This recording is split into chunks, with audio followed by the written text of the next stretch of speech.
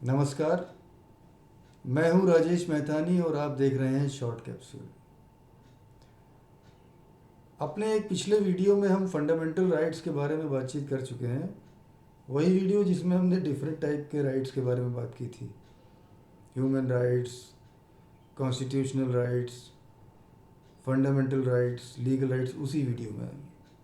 उस वीडियो को आप देख भी सकते हैं। तो आज हम बात करेंगे फंडामेंटल राइट्स के प्रोटेक्शन के लिए जो 5 तरह की रिट्स होती हैं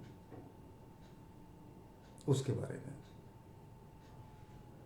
मुख्य रूप से हम चर्चा करेंगे भारत के संविधान के अनुच्छेद 32 और अनुच्छेद 226 के बारे में।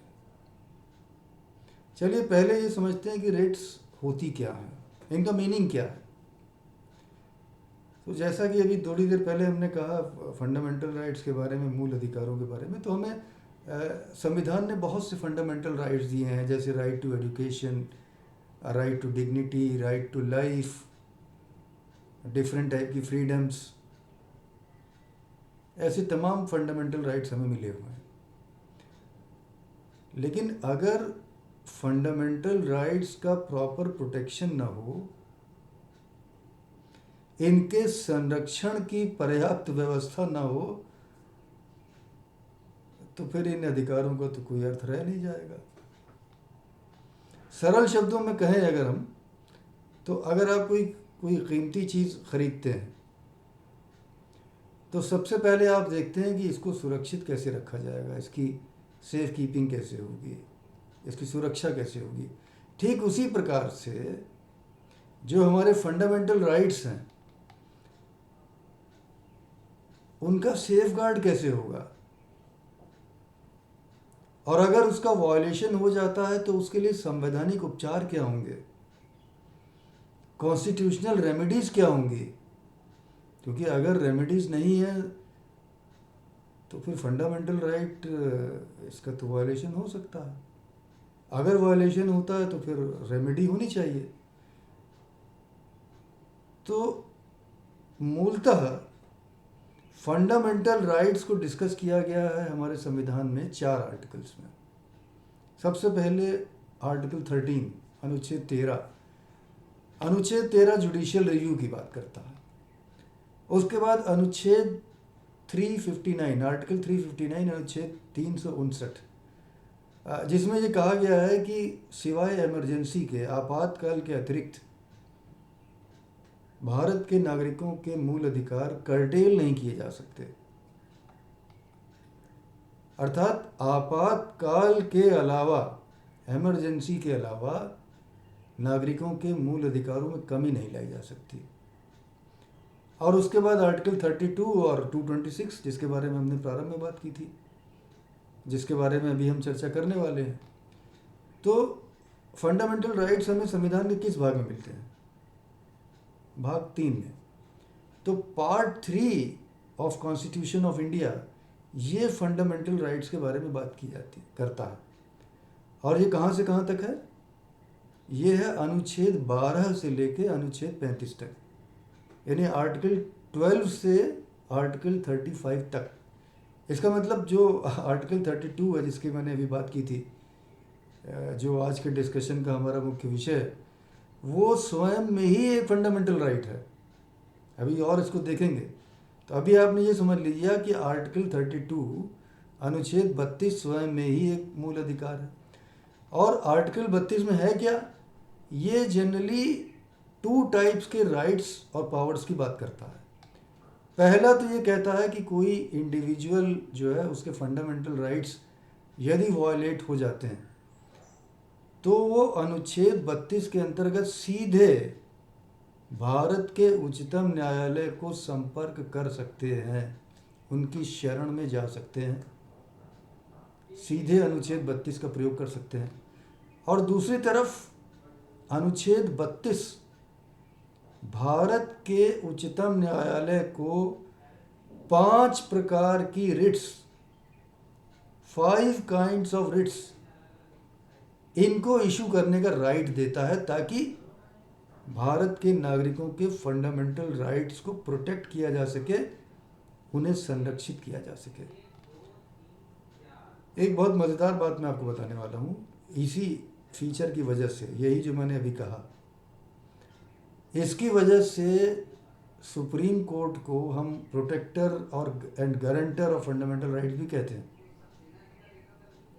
और भारत रत्न बाबा साहब डॉक्टर भीमराव अंबेडकर ने ये कहा था 32 के बारे में कि that this article is the heart and soul of the constitution.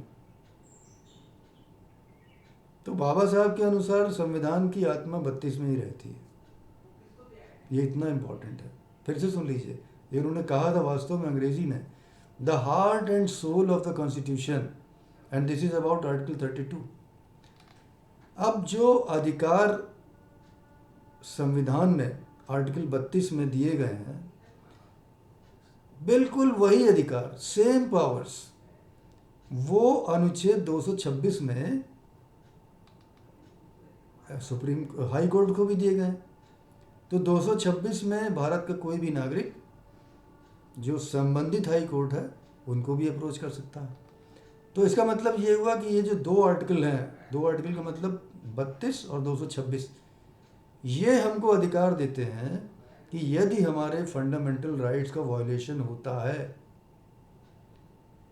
तो highest court of the country यहाँ पर अप्रोच किया जा सकता है। इसके अलावा जो हमारे राइट्स हैं, इनकी प्रोटेक्शन के लिए ये ज़रूरी नहीं है कि पहले हाई कोर्ट को हम अप्रोच करें और फिर उसके बाद सुप्रीम कोर्ट को करें।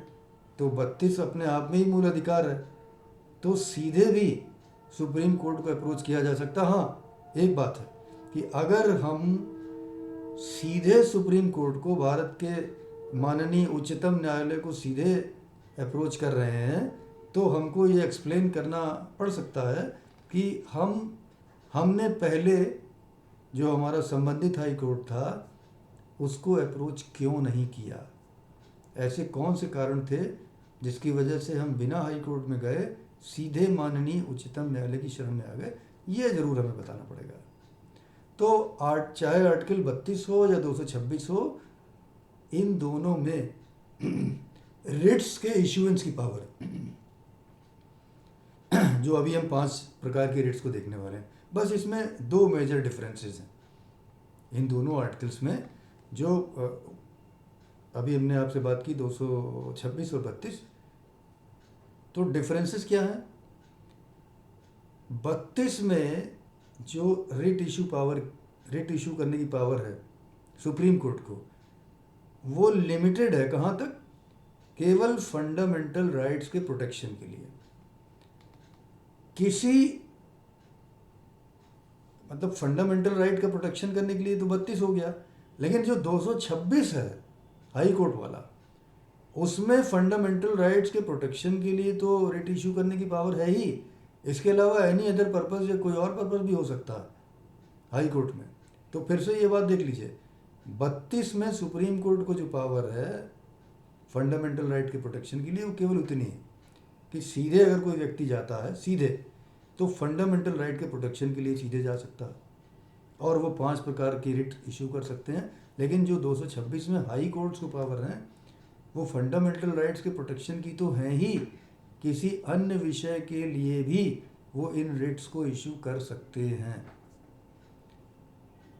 उदाहरण के लिए एडमिनिस्ट्रेटिव ट्रिब्यूनल है, मान लीजिए, उन्होंने कोई निर्णय दिया और उससे आवेदक अप्रसन्न है या वो संतुष्ट नहीं, उसे लगता है कि एडमिनिस्ट्रेटिव ट्रिब्यूनल ने जो आदेश दिया है वो औचित्यपूर्ण नहीं है, उन्हें अगर लगता है, तो फिर वो उसके लिए रिट पिटीशन फाइल कर सकता है। ये अनुरोध कर सकता है कि साहब इस ऑर्डर को रोकने के लिए रिट जारी की जाए। वो कैसे होती है वो भी हम देखेंगे आगे, जब उनके प्रकार के बारे में विस्तार से चर्चा करेंगे। दूसरा जो आर्टिकल 32 है, अनुच्छेद 32, ये पार्ट 3 में है, और पार्ट 3 जो है वो आपने देखा वो जो है 12 से लेके 35 तक है। तो 32 तो खुद ही फंडामेंटल राइट में आ गया, लेकिन 226 जो हाई कोर्ट वाला है वो फंडामेंटल राइट नहीं है। बात समझ में आ गई कि सुप्रीम कोर्ट में जाने का जो अधिकार है वो भी फंडामेंटल राइट है, लेकिन 226 में जो हाई कोर्ट वाला है, ये आर्टिकल नंबर से आपको क्लियर हो रहा है, 35 तक, 12 से 35 तक सब फंडामेंटल राइट है, और 226 तो 35 के बाद आता है ना, तो 32 तो फंडामेंटल राइट है, लेकिन 226 जो हाई कोर्ट वाला है फंडामेंटल राइट नहीं है। अब चलिए हम अपने मेन टॉपिक पर बात शुरू करते हैं। तो 5 प्रकार के रिट्स होती हैं। देखिए ये सब लैटिन टर्म्स हैं, तो इनका जो उच्चारण है वो कुछ लोग अलग अलग ढंग से कर सकते हैं, क्योंकि लैटिन है तो इसलिए उसकी चिंता मत करिएगा। पहला है हेबियस कॉर्पस, उसके बाद आता है मेंडमस, फिर है सर्च्यूरेराई, प्रोहिबिशन और क्यो वारंटो। ये 5 टाइप के रिट्स हैं, ये सभी लैटिन टर्म्स हैं। अभी तक हमने ये समझ लिया कि रिट होती क्या है, पीछे हमने देखा था, थोड़ा सा और उसमें ऐड कर देते हैं कि रिट जो है वो एक प्रकार की कॉन्स्टिट्यूशनल रेमेडी है, ये एक प्रकार का उपचार है। तो रिट्स को जो है हम इसीलिए 5 रिट्स में हमने जो अभी आपकी चर्चा अभी थोड़ी देर पहले 5 रिट्स के बारे में बात की, एक एक करके उसको देखते हैं। सबसे पहले हैबियस कॉर्पस, इसको हम हिंदी में बंदी प्रत्यक्षीकरण याचिका या बंदी प्रत्यक्षीकरण रिट भी कहते हैं। इसका मतलब है to have a body, to produce a body. ये बहुत ही पावरफुल, सबसे पावरफुल और सबसे ज़्यादा प्रयोग की जाने वाली रिट है हेबियस कॉर्पस। अगर राज्य किसी को इलीगली डिटेन कर लेता है तो वह व्यक्ति स्वयं या अपने किसी संबंधी के माध्यम से, मित्रों के माध्यम से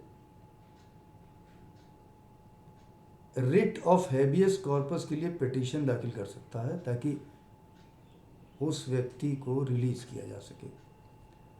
तो जब भी कभी इसको अगर आप यूज़ करते हैं या हम यूज़ करते हैं, तो सुप्रीम कोर्ट या हाई कोर्ट उस अथॉरिटी को जिसने डिटेन किया, अर्थात जो डिटेनिंग अथॉरिटी है, जनरली पुलिस, तो उनसे पूछते हैं कि आपने किस आधार पर इनको डिटेन किया।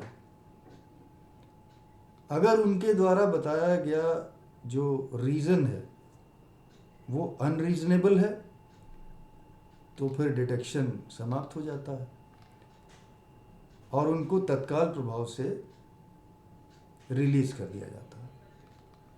लेकिन अगर ये बताया जाता है कि जो रीज़न बताया जाता है वो रीज़नेबल है तो फिर हो सकता है रिलीज़ ना किया जाए। बात समझ में आ रही?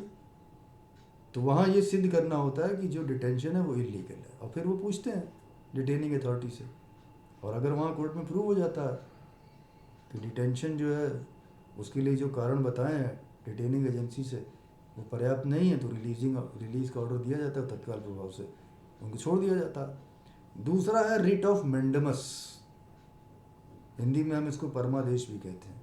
इसका मतलब होता है वी कमांड। इस रिट का प्रयोग किसी statutory, non statutory body, university, tribunal इत्यादि, इनको कमांड देने के लिए यूज़ किया जाता है, यानी कि उनको ये कहा जाता है कि आप अपनी पब्लिक ड्यूटी को परफॉर्म कीजिए। तो इस रिट के माध्यम से जो न्यायालय हैं वो पब्लिक ऑफिशियल को ये आदेश देते हैं कि आप अपना जो आपका लोक कर्तव्य है, जो आपकी पब्लिक ड्यूटी है, उसको परफॉर्म करिए। तो वो रिट होती है रिट ऑफ मेंडमस। तीसरी होती है रिट ऑफ सर्च्यूरेरी। इसका मतलब होता है टू बी सर्टिफाइड। इस रिट के माध्यम से सुप्रीम कोर्ट या हाई कोर्ट लोअर कोर्ट्स को ये कमांड देते हैं कि आप कमांड देके ये पूछते हैं और ये देखते हैं कि उनके द्वारा किया गया कार्य लीगल है कि नहीं लीगल है। वो रिव्यू करते हैं। और रिव्यू में ये बात चेक हो जाती है कि जो लोअर कोर्ट ने जजमेंट दिया है वो ऐसा तो नहीं है कि वो कानून के विरुद्ध हो, इलीगल हो, ये चेक किया जाता है।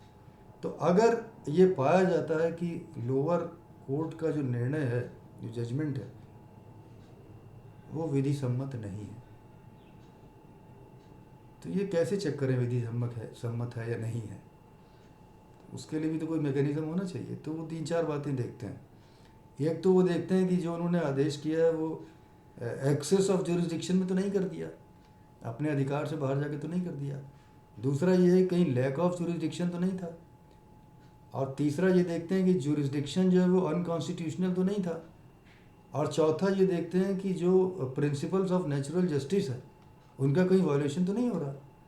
तो इन कसौटियों पर यदि लोअर कोर्ट्स के जजमेंट को विधि सम्मत नहीं पाया जाता तो उनको हाई कोर्ट या सुप्रीम कोर्ट द्वारा क्वैश कर दिया जाता है।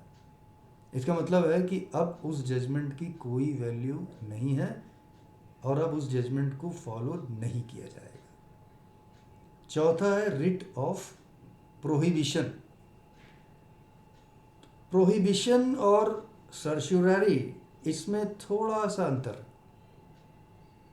एक टर्म बचपन से आपको बताई गई होगी आपके पेरेंट्स द्वारा, आपके टीचर्स द्वारा, prevention is better than cure.